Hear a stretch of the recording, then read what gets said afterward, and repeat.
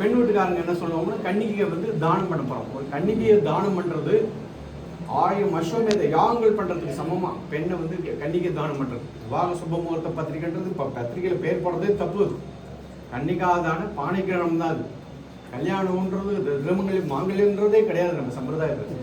இதெல்லாம் வந்து வேதப்புறம் எதுக்கு சொல்ல வரேன், இது வந்து அதித்தி தேவோ பவான்றது இம்பார்ட்டன்ட். இந்த அதித்தி யாருன்னா கல்யாணம் பண்ணி கொடுக்குறீங்க பாருங்க மாப்பிள்ளை, அவர் வந்து சாட்சாத் மகாவிஷ்ணுவே.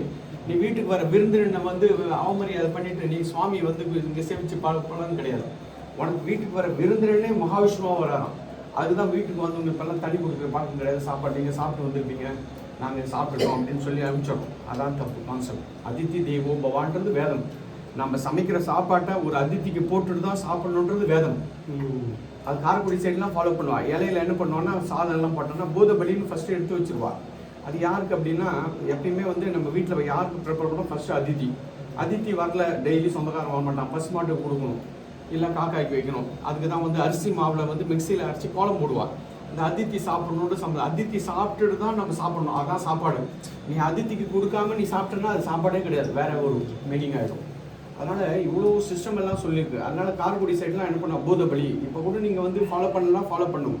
சாதம் போட்டோன்னா ஃபஸ்ட்டு ஒரு பூதபலி எடுத்து வச்சிடணும். சாதத்தை சாப்பிட்றதுக்கு முடி அந்த இலையை வந்து போடும்போது இலையில எதுவுமே இல்லைன்னா பைரவர் வந்து சபிப்பாலாம் நம்மளை.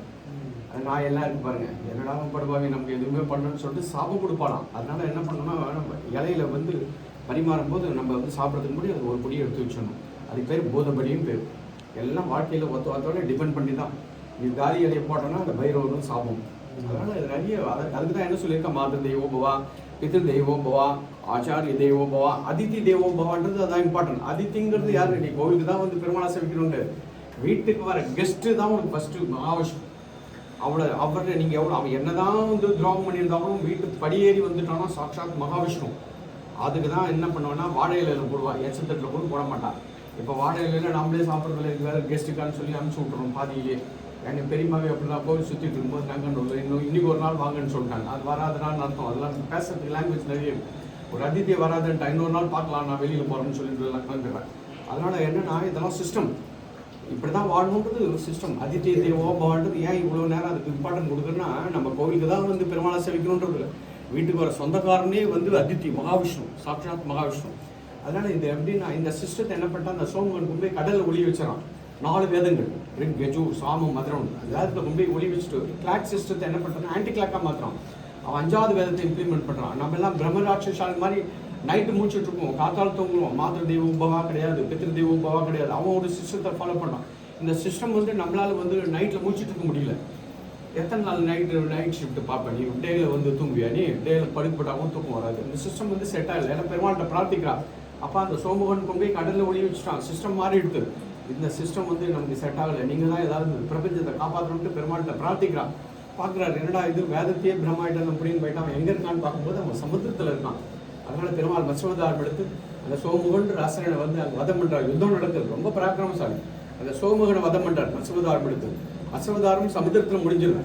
இந்த யுத்தம் பண்ணி 4 வேதங்களை அவங்ககிட்ட வாங்கிடுறாரு. டயர்ட் ஆகிடுறாரு. அதனால வந்து இங்கே ரெஸ்ட் வேணும். அதனால இந்த கிருஷ்ணாரண்யம்னு இந்த க்ஷேத்திரம் கொடிக்கம்பத்துலேருந்து பார்த்தீங்கன்னா கிருஷ்ணன் இருப்பார். இந்த க்ஷேத்திரத்துக்கு பேர் கிருஷ்ணாரண்யம். தென்பெண் நிறைவேறு போடுவோம். இங்கே ஆரண்யம்னா காடு, கிருஷ்ணாரண்யம் அப்படின்னு இந்த இடத்துக்கு பேர். இந்த காட்டில் ரெஸ்ட் எடுத்துட்டு பிரம்மாவுக்கு வேதத்தை சொல்லிட்டு அப்படியே ஓடி போயிடலாம். நீங்கள் வந்தவர் நடுவில் என்ன பண்ணியிருக்காங்கன்னா 33 தேவர்கள் ஒரு டைம் பீயிங் ரெஸ்ட் எடுக்கும்போது எடுத்துகிட்டு போயிடலாம். இங்கே ஒன்றும் பெர்மனெண்ட்டாக ஒன்றும் தங்க போகிறதில்ல, ரெஸ்ட் எடுத்துட்டு கொஞ்சம் போயிடலாமே அப்படின்ட்டு வந்தார். இந்த இன்பிட்வீன் கேப்பில் என்ன பண்ணியிருக்காங்கன்னா 33 தேவர்கள் ரிஷிகள் எல்லாம் பெருமாள் சன்னதியில் போய் பார்த்தீங்கன்னா அந்த பெயிண்டிங் தெரியும். எல்லாம் வந்து இந்த பெருமாளை சேவிக்க வந்திருக்கா. அப்போ என்ன பண்ணியிருக்காங்கன்னா இவர் எப்படி வைகுண்டம் போயிடுவார் ரெஸ்ட் எடுத்துட்டு. இந்த சேவிச்ச இடத்த திருப்பி பக்தாலாம் சேவிக்க முடியாதுன்ட்டு ஒரு மனசு கஷ்டம் வந்துடும். அதனால என்ன பண்ணுறாங்கன்னா பெருமாள்கிட்ட பிரார்த்திக்கிறாள் எல்லாமே. அப்போ பகவான் இனி வந்து வைகுண்டம் போயிடுவார், இப்போ நாங்கள் இங்கே சேவிச்சுட்டு இருக்கோம், இந்த இடத்த திருப்பி பக்தால் எல்லாருமே சேவிக்கணும், நீங்கள் தான் ஏதாவது அனுகிரகம் பண்ணணுன்ட்டு பெருமாள்கிட்ட பிரார்த்திக்கிறார். பெருமாள் என்ன பண்ணுறாருன்னா பாகவத பிரிய கோவிந்தா, பக்தன் என்ன நினைக்கணும் பக்தனுக்காக தான் பெருமாள். நீ ஆத்மாத்மா பீமன் வந்து பார்த்தீங்கன்னா மகாபாரதத்தில் எல்லாருக்குமே பலசாலின்னு தான் தெரியும். அவன் ஆத்மார்த்த பூஜையில் ரொம்ப கெட்டிக்காரன். குளத்துல போய் இறங்கிட்டானா 500 லிட்டர் பால் ஆத்மார்த்தமா மனுஷிலேயே, 500 லிட்டர் தயிர், 500 லிட்டர் தேன், அப்படியே ஆத்மார்த்தமா பூஜை பண்ணுவானா. எதுவும் வாங்க மாட்டான், பண்ண மாட்டான். அப்படியே மானசீக பூஜைன்னு பேர் அதுக்கெல்லாம். அதெல்லாம் ஒரு ஸ்டேஜ் வரும். நான் சொல்கிற பாயிண்ட் புரியுதா?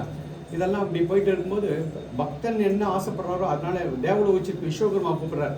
எப்பா பக்தன்லாம் ஆசைப்படுறா, நான் ஏதோ டைம் பீங் இங்கே வந்துட்டு ரெஸ்ட் எடுத்துகிட்டு போயிடலான்னு தான் இருந்தேன், இவெல்லாம் ஆசைப்படுறதால நான் இங்கே எப்படி சாட்சாத் இருந்தோம் அதே மாதிரி ஒரு பிம்பத்தை ஏற்படுதுன்னு சொல்லிட்டு விஸ்வகர்மாவுக்கு உத்தரவு போடுறார். தேவலோக சீஃப் மகாபாரதெல்லாம் வருவார். அப்படியே ஒரு சிட்டி வந்து அவர் வந்து நிர்மாணம் பண்ணிடுவார், இன்ஜினியர் மாதிரி. தேவலோக சீஃப் விஸ்வகர்மா பிரதிஷ்டை பண்ணியிருக்கா. இந்த பெருமாள் வந்து 4 யுகமாக இருக்கார். கிருத, திரேதா, துவாபர, கலி. 10 அவதாரத்தில் முதல் அவதாரம், அவதாரத்துலேயும் முதன்மை. எங்கே மத்சம்னு கேட்டுட்டு போகிறேன். மத்சம் வந்து சமுத்திரத்தில் சண்டை போடுறதுக்கு மட்டும்தான் எல்லாம் கேட்டிருக்கா. சுவாமி மத்ஸ்யாவதாரம் மத்சத்தை காட்டுக்கொண்டு மத்ஸ்யாவதாரம் யுத்தம் பண்ணுற வரைக்கும் கடலில் இருக்க வரைக்கும் தான். இவர் வந்து இங்கே ரெஸ்ட்டுக்காக வந்திருக்காரு. யுத்தம் முடிஞ்சு ரெஸ்ட்டுக்காக இங்கே வந்திருக்காரு. அதனால வந்து பார்த்தீங்கன்னா சேவிக்க வேண்டிய இடம் 33 கோடி தேவர்கள்லாம் இங்கே சேவிச்சிருக்கா. சந்திரனுக்கு வந்து இங்கே சாப நிவர்த்தி ஆயிருக்கு. அவருக்கு 27 நட்சத்திரமும் பத்திரி, ரோகிணின்ற பத்திரி மேலே அதிக பிரீத்தியாக இருந்ததால் 26 மணிக்கு சந்திரனை சபிச்சிடறா. ரோகிணி தான் பிடிக்கும் அவருக்கு. அதனால என்ன பண்ணுறா, 26 மணிக்கு சபிச்சிடறா. ஒளிமங்க கடவுள் சந்திரனுக்கு சாபம்.